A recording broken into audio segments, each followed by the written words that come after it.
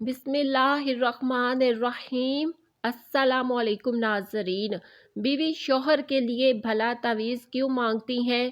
یہ جو عورتیں تعویذ لینے آتی ہیں کہ حضرت تعویذ دیں، میرا خامد میرے ساتھ ٹھیک نہیں، تو مجھے بڑی حیرانی ہوتی ہے۔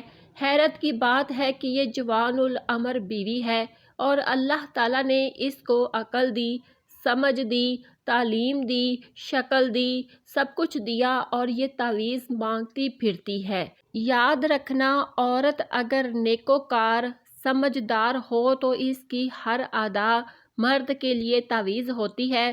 اللہ نے مرد کے دل میں عورت کی کشش ہی کچھ ایسی رکھ دی ہے، مرد کے دل میں عورت کی مقناطیسیت ہی ایسی رکھ دی ہے کہ عورت کی ہر ادا مرد کے لیے تعویذ ہوتی ہے۔ تو اللہ نے تمہیں تو اداؤں کے تعویذ دیے، باتوں کے تعویذ دیے، ان تعویذوں کو کیوں نہیں استعمال کرتی؟ کاغذ کی تعویذوں کے پیچھے کیوں بھاگتی پھرتی ہو؟ نتیجہ کیا ہوتا ہے کہ تھکا ہوا خامد آتا ہے اور آگے سے بیوی بھی تھکی بیٹھی ہوتی ہے۔ اب تھکا ہوا بندہ تھکی ہوئی بیوی سے کیا فرحت پائے گا؟